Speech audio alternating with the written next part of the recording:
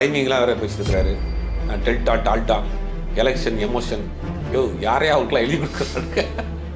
எலெக்ஷனை எமோஷனலாக பார்க்கணும். விவசாயிகளுடைய 2 ஏக்கர் வச்சுருக்கக்கூடிய விவசாயிகளுடைய பிள்ளைகளுக்கு நாங்கள் கல்வி இலவசமாக கொடுப்போம் அப்படிங்கிறாரு.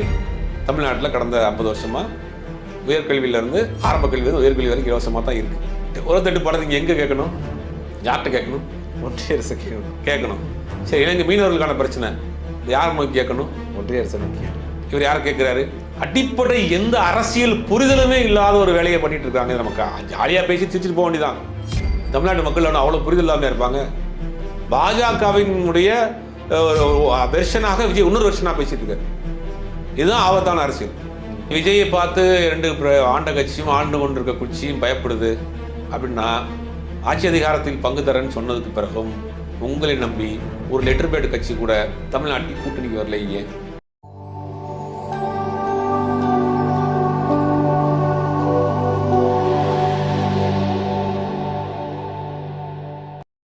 சென்ஸ்வத் தமிழ் நேயர்களுக்கு வணக்கம். இன்று நம்மோடு நேர்காணல் பேசுவதற்காக பத்திரிகையாளர் திரு சுபேர் அவர்கள் நம்மோடு வந்திருக்கிறார். வாருங்கள், அவரோடு பேசலாம். சார் வணக்கம். சார் வணக்கம். தஞ்சையில் நிர்வாக சந்திப்பு கூட்டம் தமிழக வெற்றி கழகம் நடத்தி இருக்குது. விஜய் அவர்கள் வழக்கம் போல மாநில அரசை பயங்கரமாக கண்டித்து சாடி பேசியிருக்கிறாரு. விவசாயிகளுக்காகவும் மீனவர்களுக்காகவும் குரல் கொடுப்பேன்னு நின்றுருக்காரு. எப்படி பார்க்குறீங்க சார்? எப்பயும் போல உளறல் தான். உளறி கொட்டிட்டு போயிருக்கிறாரு. அரைச்சமாக வரைச்சிருக்கிறாரு. இருக்கிற திட்டங்களை புதுசாக பண்ண போகிறேன்னு சொல்லிட்டு இருக்கிறாரு. அப்படி தான் பார்க்கணும். ரைமிங்லாம் வேற பேசியிருக்கிறாரு. Delta Dalda election emotion. யாரையா அவங்களுக்குலாம் எழுதி கொடுக்குறாங்க. எலெக்ஷனை எமோஷனலாக பார்க்கணும். எலெக்ஷனை சென்டிமெண்ட்டாக பார்க்கணும், சென்சிட்டிவாக பார்க்கணும். எலெக்ஷனுங்கிறது ஒரு ஜனநாயக திருவிழா. சென்சிட்டிவ்க்கு எமோஷனுக்கு என்ன சார் டிஃப்ரென்ஸ் இருக்குது? சென்சிட்டிவ் வேற, எமோஷனுங்கிற உடனே எடுக்கக்கூடிய முடிவு. சென்சிட்டிவாங்கிறது ரொம்ப மைனூட்டான ஒரு விஷயம். 2க்கு வித்தியாசம் இருக்குது. ஒரே மாதிரியான அர்த்தமாக இருந்தாலும் கூட அது எந்தெந்த இடத்துல நம்ம பயன்படுத்திட்டு இருக்கோம். சென்சிட்டிவாக ஒரு விஷயத்தை நம்ம பார்க்குறோம்னா ரொம்ப டீப்பாக பார்க்குறது. எமோஷனுங்கிறது உடனே மேலோட்டமாக பார்க்குறது. அப்போ தேர்தல்ங்கிறது ஒரு முறை 5 வருஷத்துக்கு ஒரு முறை வர்றப்ப இப்போ சென்டிமெண்ட்டாக அதை ரொம்ப யோசித்து யார் வரணும் யார் வரக்கூடாது, இந்த ஆட்சி என்ன பண்ணியிருக்கு, வரக்கூடியவங்க என்ன பண்ண போகிறாங்க, அவங்க ஒருத்தா யோசித்து நிதானமாக பண்ணக்கூடிய. எமோஷன் உடனே எடுக்கக்கூடிய விஷயம். எமோஷன் உடனே ஆயிடுவோம். உடனே எடுக்கக்கூடிய முடிவு கிடையாது. அப்போ அதுவே தப்பு. எலெக்ஷனுக்கு எமோஷனலுக்கு அவர் மிக்ஸ் பண்ணதே தப்பு. அப்புறம் டெல்டா டால்டா அதுக்கு என்ன மீனிங்னா எங்களுக்கு தெரியல. ரைமிங்ல வந்துருக்குங்கிறா. அவர் அப்படி சொல்றாருன்னா அந்த மத்தவங்க மாதிரி, அதாவது சிஎம் சார் இல்ல அவரே சொல்றாரு, அவர் இப்ப நானும் டெல்டா காரன் தான். இல்ல சொல்றேன், அதுக்கு எதுக்கு டால்டா கொண்டு வந்துச்சுங்கன்னு தெரியல. அவர் டால்டா ஊத்துறாருன்னு சொல்றாரு அவர். ஆமா, அதனால அந்த ரைமிங்காக டெல்டா டால்டா எலெக்ஷன் எமோஷன் பேசி எப்பயும் போல சத்தியம் பண்ணுங்க, என்னை விட்டு போயிட மாட்டீங்களா, கடைசி வரைக்கும் கூட இருப்பீங்களா, கேப் என்னடா கேப் விழுகுது அப்படிங்கிற மாதிரி சத்தியம்லாம். ஏன்னா புதுசாக இருக்குது அரசியல் மேடையில் சத்தியம்லாம் வாங்குறாங்க. எல்லாம் கையை தூக்க அப்படின்னு கையெல்லாம் தூக்குறாங்க, திடீர்னு விசில் அடிக்கிறாங்க. ஒரு வித்தியாசமாக தான் இருக்கிறாங்க. மொத்தமாக பார்க்குறப்ப ஒன்றும் புரிதல் இல்லாத விஷயமா இருக்காரு. சில விஷயங்களை அவர் சொல்கிறார். கல்வி பார்த்தீங்கன்னா விவசாயிகளுடைய 2 ஏக்கர் வச்சுருக்கக்கூடிய விவசாயிகளுடைய பிள்ளைகளுக்கு நாங்கள் கல்வி இலவசமாக கொடுப்போம் அப்படிங்கிறாரு. தமிழ்நாட்டில் கடந்த 50 வருஷமாக உயர்கல்வியிலேருந்து ஆரம்ப கல்வி உயர்கல்வி வரைக்கும் இலவசமாக தான் இருக்குது. காலை உணவு, காலை சிற்றுண்டி, மாலை உணவு, புத்தகங்கள் எல்லாமே இலவசமாக. 1ஆம் வகுப்புலேருந்து 12ஆம் வகுப்பு வரைக்கும் இலவசம். சரி, 12ஆம் வகுப்பு வரைக்கும் அரசு கல்லூரிலையும் இலவசம். அரசு கல்லூரியில் போய் ட்ராப் அவுட் ஆகக்கூடாதுங்கிறது 1000 ரூபா கொடுக்குறாங்க. இப்போ அரசு பள்ளி உதவி பெறும் பள்ளியில் படிக்கக்கூடிய பிள்ளைகளும் 1000 ரூபா வாங்குறாங்க. ட்ராப் அவுட் ஆயிடக்கூடாது. அப்போ ஏற்கனவே திட்டம் இதெல்லாம் இருக்கு. ஆனால் எல்லாருக்குமே போய் சேருதா? ஏன்னா அதையும் ஒன்று சொல்லுவாங்க இவங்க. இல்லையா, இன்னைக்கு பார்த்தீங்கன்னா இது நல்ல கேள்வி, இதுவும் நல்ல கேள்வி தான். போன கல்வி ஆண்டில் சென்னையில் மட்டும் 20,000 நியூ அட்மிஷன் இன் கார்பரேஷன் ஸ்கூல்ஸ்.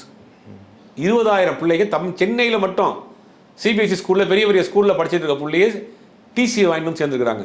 இது தரவு இருக்குது, செய்தியாகவும் ரிப்போர்ட் ஆயிருக்கு, எல்லாருக்கும் வந்திருக்கு. சரி, அப்போ தமிழ்நாட்டினுடைய கல்வித்தரம், அரசு பள்ளியினுடைய கல்வித்தரம் எந்த அளவுக்கு உயர்ந்திருக்கு. நான் சொல்கிறது சென்னை மட்டும் ஒரே ஆண்டு 20,000 பிள்ளைகள் சென்னையில் சிட்டியில் மட்டும். நமக்கு தெரிஞ்சவர் கூட போன முறை அந்த பிள்ளைகள்லாம் சேர்க்க பேசிட்டு இருந்தார், பார்த்துருப்போம் நம்ம நண்பர் கூட. இப்படி ஒட்டுமொத்தமாக கல்வியில் இன்றைக்கி பெரிய வளர்ச்சியாக இருக்குது. இன்றைக்கி வந்திருக்கக்கூடிய ஒரு புள்ளி வரும். இன்றைக்கி கல்வி அமைச்சர் ஒரு அறிக்கை ஒன்று வெளியிட்டிருக்கிறார். அதாவது ஒன்றிய அரசு இந்தியா முழுவதும் இருக்கக்கூடிய பள்ளிகளை கண்காணிப்பதற்கான ஒரு குழு வச்சுருக்கிறாங்க. அந்த குழு ஒரு அறிக்கையை ஒன்று இன்றைக்கி கொடுத்துருக்கு.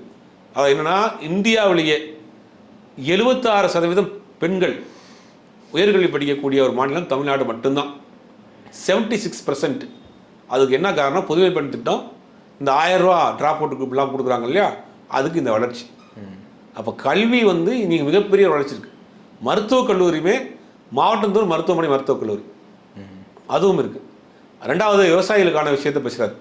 விவசாயிகளுக்கான பயிர்க்கடனை முதல்ல ரத்து பண்ணுவதற்கான அந்த ப்ரொபோசலை கொண்டு வந்ததே கலைஞர் தான். 2007 7,000 கோடி ரூபா ரத்து பண்ணியிருக்காங்க. 2022 6,000 கோடி ரூபா ரத்து பண்ணியிருக்காங்க. விவசாய கடன் ரத்து அப்படிங்கிறது கலைஞருடைய அல்டிமேட்டு ஒரு சிக்னேச்சர் விஷயம். அது அதை கலைஞர் பண்ணிட்டார். மீனவர்களுக்கான தடைக்காலத்துக்காக 8,000 ரூபா கொடுக்குது அரசாங்கம். ஏப்ரல் மாதத்துலேருந்து ஜூன் மாதம் வரைக்கும் மீனவர்களுக்கான மீன்பிடி தடைக்காலம்னு ஒன்று போடுவாங்க. அந்த மாதிரி மீன் உற்பத்தி பெருக்கிறதுக்காக மீன் பிடிக்கக்கூடாது தடைக்காலம். அப்போ ஒவ்வொரு குடும்பத்துக்கு 8,000 ரூபா கொடுக்குறாங்க. இதை இப்படி இந்த அதிகரிக்கிறதாக பேசிக்கிட்டு இருக்கிறாங்க. இது எல்லாமே இருக்குதாங்க. இவர் என்ன பண்ண போறாரு? ஆனா இதையே அவங்க விமர்சிப்பாங்க சார். எப்படின்னா, அதாவது இப்போ மகளிருக்கான உரிமை தொகை கொடுத்தாங்க, அந்த 5,000 ரூபா தொகை கூட சில பேருக்கு வந்து சேரவே இல்லை, எங்களுக்குலாம் வரவே இல்லை. இப்போ ஒன்றும் இல்லை, தாவேக்காவனுடைய வேலூர் மாநாட்டில் வந்து மக்கள்கிட்ட வந்து கருத்து கேட்குறப்ப அதிலே பல பேர் சொல்றாங்க எங்களுக்குலாம் வரவே இல்லைங்க, பாதி பேருக்கு வரவே இல்லை. அப்படி பயனுள்ள பயனாளிகளுக்கு போய் சேருது. 1000 ரூபா 1,30,00,000 பேருக்கு 2.5 கோடி ரேஷன் கார்டு இருக்கு. அது 1,30,00,000 ரேஷன் கார்டுக்கு கொடுக்குறாங்க. இவங்க எல்லாமே இந்த அட்டை வச்சுருப்பாங்க. எந்த பொருள் ரேஷன் கார்டு கௌரவ அட்டைன்னு சொல்லுவாங்க. ரேஷன் கார்டில் அவங்களுக்கு வந்து எந்த பொருளும் வாங்க மாட்டாங்க, ஒரு ஐடென்டிட்டியாக வச்சுருப்பாங்க. அவங்களுக்குலாம் அவங்க பெரிய பணக்காரராக இருப்பாங்க, அரசு ஊழியராக இருப்பாங்க, மாதம் பெரிய வருமானம் வரக்கூடிய ஆட்களாக இருப்பாங்க. அவங்களே அதை வேணான்ட்டு இருப்பாங்க. அப்போ பயனளியக்கூடிய பயனாளிகளாக அந்த 1,30,00,000 பேர் இருக்கிறாங்க. அந்த 1,30,00,000 பேருக்கு போயிருக்கிறாங்க. சிம்பிள். இது எப்படி பார்க்க போகிறாரு? அப்புறம் 500 பேருக்கு ஒரு ரேஷன் கார்டு அப்படின்னு ஒரு விஷயம் சொல்கிறார். 2.5 கோடி ரேஷன் அட்டைகள் இருக்குது தமிழ்நாட்டில். 37,000 ரேஷன் கார்டு இருக்குது. இதை நீங்கள் கால்குலேட் பண்ணி பார்த்தால 530 அட்டைகளுக்கு ஒரு ரேஷன் கார்டு இருக்குது. இன்னொன்று உரத்தட்டுப்பாடெல்லாம் வராதுன்னு சொல்கிறாரு. ரைட். உரத்தட்டுப்பாடு நீங்கள் எங்கே கேட்கணும்? யார்கிட்ட கேட்கணும்? ஒன்றிய அரசு கேட்கணும். சரி, இலங்கை மீனவர்களுக்கான பிரச்சனை யார் நோக்கி கேட்கணும்? ஒன்றிய அரசு நோக்கி கேட்கணும். இவர் யாரை கேட்குறாரு? முதல்வரை கேட்குறாரு. ஆமா, பின்ன கடிதமா போட்டுட்டே இருக்கிறாங்க, மானிய தேனே பொன்மானின்னு பேசுறாங்க. கடிதம் எழுதுறாங்க. அது மட்டும் போதுமா? உணர்ச்சி பூர்வமா ஏதாவது பண்ணணும்ல. கடிதம் எழுதுறாங்க. நாடாளுமன்றத்தில் நாடாளுமன்ற உறுப்பினர்கள் சம்பந்தமாக பேசுகிறாங்க, ஆர்ப்பாட்டம் பண்ணுறாங்க, போராட்டம் பண்ணுறாங்க. சமீபத்தில் இலங்கையில் மாட்டிக்கொண்ட இலங்கை மீனவர்களுக்கு தமிழ்நாடு அரசு உதவி செஞ்சு அவங்கள வந்து ஜாமீனில் எடுத்து கூட்டு வந்துச்சு. தெரியுமா உங்களுக்கு? இப்படி எத்தனையோ விஷயம் சொல்லிட்டு போகலாம். ஒரு மாநில அரசினுடைய கட்டுப்பாட்டில் நேவி கிடையாது. இவங்களை கேட்டால் அதை கூட நேவி தமிழ்நாடு கண்ட்ரோல் தான் இருக்குன்னு சிஎம் சார் நேவி உடனே அனுப்புங்க சார்பாங்க. ஒருவேளை அவர் நெய்தல் படையை தொடங்குற மாதிரி இவர் வந்து சுறாப்படை தொடங்க போறாரா? அடிப்படை எந்த அரசியல் புரிதலுமே இல்லாத ஒரு வேலையை பண்ணிட்டு இருக்காங்க. நமக்கு ஜாலியாக பேசி சிரிச்சுட்டு போக வேண்டியதான். தமிழ்நாட்டு மக்கள் அவ்வளோ புரிதல் இல்லாமல் இருப்பாங்க. அப்போ எல்லாமே வந்து ஒரு குறை சொல்லக்கூடிய ஒரு விஷயமாக தான் பண்ணுறாரு ஒழிய ஆக்கப்பூர்வமான விஷயம் இல்லை. ரெண்டாவது, விஜய் பண்ணக்கூடிய அரசியல் ஒரு ஆபத்தான அரசியல் பண்ணுறாரு. பாஜகவை நார்மலைஸ் பண்ணக்கூடிய வேலையை பண்ணிட்டுருக்காரு. டெல்லினா அவங்களுக்கு என்ன பெரியதா? பாசிசம்னா பாயாசமா? பாசிசத்தினுடைய கொடூர முகம் விஜய்க்கு தெரியுமான்னு தெரியல. அப்போ பாசிசங்கிறது ஒரு பெரிய விஷயம். பாசிசத்தை விட திமுக பெருசு, தீய சக்தி. டெல்லியை விட திமுக தீய சக்தி. அப்போ பாஜகவை நார்மலைஸ் பண்ணக்கூடிய ஒரு அரசியலை பண்ணிக்கிட்டே வர்றாரு. இதுதான் ஆபத்தான அரசியல். அங்கே வந்த கூட்டம்லாம் விஜயினுடைய பேச்சை கேட்க வந்த கூட்டம் இல்லை, விஜயை பார்க்க வந்த கூட்டம், விஜயோட ஃபோட்டோ எடுக்க வந்த கூட்டம், விஜய் எப்படி இருப்பான்ற வந்த கூட்டம். இப்போ அவங்க வந்து என்ன சொன்னாலும் அவங்க கேட்பாங்க. அப்போ அந்த கூட்டத்தை வந்து என்ன பண்ணுறாருன்னா, பாஜகவே ஒரு பெரிய ஒரு தீய சக்தியெல்லாம் கிடையாதுங்க, திமுகவை விட பாஜக பெரிய தீய சக்தி கிடையாதுங்க. இன்னைக்கு பாஜக ஒட்டுமொத்தமாக மாநில உரிமைகள், தமிழ்நாடு மட்டும் இல்லை, ஒட்டுமொத்த எல்லா மாநில உரிமையிலும் ஒன்றா எடுத்துக்கிட்டு இருக்காங்க. ஒட்டுமொத்தமாக இருக்கக்கூடிய ஜனநாயக அமைப்பான, சுதந்திர அமைப்பான அத்தனை அமைப்பு தன்னுடைய கட்டுப்பாட்டை எடுத்துட்டாங்க. இதை பற்றிலாம் பேசுறதில்லை. அதை விட பிஜேபி வந்து திமுக வந்து தீய சக்தி.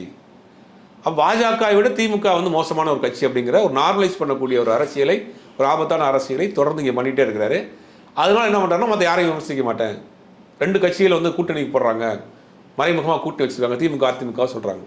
திமுக அதிமுக தான் கடந்த 50 வருஷமாக தமிழ்நாட்டில் அரசியல் இருந்துச்சு. மாவட்டம் தோறும் மருத்துவக் கல்லூரி, 500 பேருக்கு ரேஷன் கடை. தமிழ்நாட்டில் வந்து இன்றைக்கி ஜல்ஜீவன் திட்டம்னு ஒன்று கொண்டு வராங்க இல்லையா, அவங்க பேசிகிட்டு இருக்காங்க பெருமையாக. அதெல்லாம் கலைஞர் ஆட்சி காலத்தில், திமுக எம்ஜிஆர் ஆட்சி காலத்தில், ஜெயலலிதா ஆட்சி காலத்தில் எல்லா கிராமத்தையும் குடிநீர் வசதி, மின்சார வசதி எல்லாமே நிறைவான ஒரு மாநிலமாக இருக்குது. ரொம்ப ரேராக ஒரு அங்கே ஒன்று இங்கே ஒன்றுமா சின்ன சின்ன பிரச்சனையாக இருக்குமே ஒழிய இந்த அடிப்படை கட்டமைப்புகள் தமிழ்நாட்டில் எல்லா கிராமத்துலையும் இருக்குது. ஆரம்ப சுகாதார நிலையம், குடிநீர் பிரச்சனை, சாலை வசதி, நீர்த்தேக்க தொட்டி, இதெல்லாம் வந்து ஒரு 100-200 குடும்பங்கள் இருக்கக்கூடிய கிராமங்களில் கூட இருக்குது. ரொம்ப ரேர் இதெல்லாம். அப்போ இவர் எதை நார்மலைஸ் பண்ணுறாரு? பாஜக சொல்கிறார் அந்த திராவிட மாடல் ஆட்சி சரியில்லை, இங்கே தமிழ்நாடு வளர்ச்சி அடையலை, நான் தான் மாற்ற போகிறேன்றார். பாஜக இதான் இங்கே வந்து சொல்கிறாங்க, நாங்கள் ஜல் ஜீவன் திட்டத்தை தண்ணி கொடுக்குறோம், வீட்டுக்கு வந்து ரேஷன் கார்டு கொடுக்குறோம், வந்து அக்கௌண்ட் ஆரம்பித்து கொடுக்குறோம். அக்கௌண்ட் ஆரம்பித்து முடிச்சு கொடுக்குறது பெரிய விஷயமா? அது எல்லாருக்குமே தானே. தண்ணி கொடுக்குறது பெரிய விஷயமா? நம்ம தான் ஆல்ரெடி இங்கே இதாக இருக்குது. இதை வந்து பெருமையாக பேசுவாங்க. இங்கே அதே அரசியல் தான் விஜய் பண்ணுறாரு. பாஜகவினுடைய ஒரு வெர்ஷனாக விஜய் இன்னொரு வெர்ஷனாக பேசிட்டு இருக்காரு. இதுதான் ஆபத்தான அரசியல். இல்லை, விஜய் அவர்கள் சொல்கிறதுலேயே நம்ம நோட் பண்ண வேண்டியது என்னென்னா, அவர் ஐநாவில் நடந்த ஒரு அறிக்கையை வச்சு சொல்கிறார். ஐநாவில் வச்சுருக்கக்கூடிய அறிக்கையை வச்சு சொல்கிறாரு என்னென்னா, அதாவது தண்ணீர் தட்டுப்பாடு வரக்கூடிய இடங்களில் தமிழ்நாடு வந்து இடம்பெற போகுது அப்படிங்கிற மாதிரியான ஒரு அறிக்கை சொல்லுதாம்மா. அந்த தண்ணீர் தட்டுப்பாடு வருவதற்கான காரணம் நிலத்தடி நீர் சரியாக பராமரிக்கப்படாதது காரணம் அப்படிங்கிறாங்க. எங்கே மணல் கொள்ளையை இப்படி நடந்துட்டு இருந்துச்சு அப்படின்னா எப்படி இருக்கும்? இவங்க தான் போட்டு மணல் கொள்ளை பண்ணுறாங்களே, அதில் திமுகவுக்கு பங்கு இல்லையா அப்படின்னு கேட்குறாருல்ல. இதுவுமே புரிதல் இல்லாத ஒரு விஷயம்தான். போனால் 7 ஆட்சி காலத்தில் ரெயின் வாட்டர் ஹார்வெஸ்ட் அப்படின்னு ஒன்று பண்ணாங்க, மழைநீர் சேகரிப்பு திட்டம். நீங்கள் மழைநீர் சேகரிப்பு ஒரு வீட்டை வச்சுருந்தா தான் உங்கள் வீட்டுக்கான அப்ரூவ்டே கொடுப்பாங்க. இதெல்லாம் ஆல்ரெடி இருக்கிற ஸ்கீம் தான். இந்த குளோபல் வார்மிங்கிறது உலகம் முழுக்க இன்றைக்கி ஒரு பெரிய பிரச்சனை, சவாலாக இருக்குது. நிலத்தடி நீர் குறைபாடு, காற்று மாசு, இந்த மாதிரியான விஷயங்கள் உலகம் முழுவதும் பல ஆயிரம் கோடியில் போட்டு ரிசர்ச் பண்ணிட்டு இருக்காங்க. இதெல்லாம் நமக்கு தெரிஞ்சு என்ன பண்ணுறோம், இப்போ ஓரளவுக்கு பெட்ரோல் டீசல் வண்டியில் குறைச்சிட்டு எலக்ட்ரிக் வெஹிக்கிளுக்கு மாறுறோம், நிலத்தடி நீர் மட்டத்தை உயர்த்துறதுக்கான வேலையை செய்கிறோம், ஓரளவுக்கு செய்கிறோம், பண்ணிட்டு இருக்கோம். முடிஞ்ச அளவுக்கு போனால் அதிமுக ஆச்சரியம் பண்ணுறாங்க, இப்போ திமுக ஆச்சரியம் பண்ணுறாங்க. சென்னை எடுத்துன்னா சென்னை சுற்றி இருக்கக்கூடிய குளம் குட்டையாக இருந்ததெல்லாம் தூர்வாரி ஏரியாக மாற்றி அதை போட்டிங் விடக்கூடிய வேலையெல்லாம் நடந்துகிட்டு இருக்கு. டெய்லி நம்ம பார்க்குறோம். அப்போ நீர் மேனேஜ்மெண்ட்டு, வாட்டர் மேனேஜ்மெண்ட்டுங்கிறதை முன்னெச்சரிக்கை நடவடிக்கையோடு செஞ்சுட்டு இருக்காங்க. மக்களும் சேர்ந்து பண்ணக்கூடிய வேலைகள் இருக்குது. அதுவும் தமிழ்நாடு சிறப்பாக தான் இருக்குது. மற்ற மாநிலங்களை விட வாட்டர் மேனேஜ்மெண்ட்டு தமிழ்நாட்டில் சிறப்பாக தான் இருக்குது. இவர் சொல்கிற புள்ளி வர ஒட்டுமொத்த உலகத்துக்கும் ஐநா வெளியிட்டு இருக்கக்கூடிய ஒட்டுமொத்த உலகத்துக்கான ஒரு எச்சரிக்கை இவர் பேசிக்கிட்டு இருக்கிறார். இவர் என்ன இதை வந்து ஒன்றிய அரசு கேட்க மாட்டார், ஐநா சபை ரிப்போர்ட் எடுத்துகிட்டு வந்தார். ஏன் மத்திய அரசு கொடுக்குற ரிப்போர்ட் எடுத்து பேசுங்க. ஏதாவது மத்திய அரசு கொடுத்துருக்கக்கூடிய தமிழ்நாட்டினுடைய கல்வி வளர்ச்சி அதை பற்றி பேசுவாரா? ஆனால் ஐநா சபை ரிப்போர்ட்டை மட்டும் எடுத்துக்கிட்டார். இது வந்து ஒரு சார்பு அரசியல், பாஜகவினுடைய இன்னொரு குரலாக இங்கே பேசிகிட்டு இருக்கிறாரு. இந்த தேர்தலுடைய அவருடைய அரசியல் வாழ்க்கை முடிந்து போய்விடும். தாவேக்காங்கிற ஒரு கட்சி தேர்தலுக்கு பிறகு இருக்காது. தமிழ்நாட்டில் இவர்களை தூர போட்டு விடுவார்கள், புறம் தள்ளி விடுவார்கள். இது ஆக்கப்பூர்வமான அரசியல் இல்லைங்கிறது மக்கள் கொஞ்சம் கொஞ்சமாக புரிய ஆரம்பிச்சிட்டாங்க. தேர்தல் முடிவுக்கு பிறகு தெரியும். நிறைவாக ஒரு கேள்வி சார், தாவேக்கா வந்ததுனால தான் திமுகவுக்கும் அதிமுகவுக்கும் பாலிடிக்ஸ் சரியாக போக மாட்டேங்குது அப்படிங்கிற மாதிரி ஒரு நக்கலான ஒரு வசனத்தை வந்து விஜய் பேசினார். அதாவது நம்ம 2 பேருக்குள்ள டீலிங் நடக்கிறதா நமக்குள்ளே இருக்கிறது, ஆனால் இந்த விஜய் வந்ததுக்கப்புறம் நம்மளால் அரசியலே பண்ண முடியல அப்படி அந்த மாதிரி பார்வை உண்மையிலே திமுக அதிமுக இருக்குது. சரி, விஜயை பார்த்து 2 ஆண்ட கட்சியும் ஆண்டு கொண்டு இருக்க கட்சியும் பயப்படுது அப்படின்னா, ஆட்சி அதிகாரத்தில் பங்கு தரேன்னு சொன்னதுக்கு பிறகும் உங்களை நம்பி ஒரு லெட்டர் பேட் கட்சி கூட தமிழ்நாட்டில் கூட்டணிக்கு வரலையே. கூட்டணி நம்பி நாங்கள் இல்லைன்றாங்களே, அப்புறம் ஏன் நீங்கள் ஆட்சி அதிகாரத்தில் பங்கு கொடுப்போம் இல்லையா, வருவோம் இல்லையான்னு ஏன் கூப்பிட்டீங்க? அதுக்கு என்ன அர்த்தம்? கூட்டணிக்கு வாங்க தானே அர்த்தம். இசிகா கூப்பிட்டீங்களா இல்லையா, அதிமுக கூப்பிட்டீங்களா இல்லையா, அவங்க கூட விட்டுருங்க. எந்த லெட்டர் பேடு கட்சியாக அவங்க நம்பி வந்திருக்கா இது வரைக்கும்? உங்களே அரசியல் கட்சியாகவே தமிழ்நாட்டில் இருக்கக்கூடிய அரசியல் கட்சி மதிக்கலை. தமிழ்நாட்டு மக்களும் உங்களை அப்படி தான் கோமலையாக தான் பார்க்குறாங்க உங்களை. அப்போ இந்த அவராவரி தன்னை வந்து பில்டப் பண்ணி பெருமையாக பேசிக்கிட்டு இன்னும் கொஞ்சம் 4-5 மீட்டிங்கில் உட்காந்து பேசிட்டு பண்ணி ஓட்டிட்டு போக வேண்டியதான். உங்களுடைய நேரத்தை ஒதுக்கி எங்களோட கருத்தில் பந்தமைக்கு நன்றி சார்.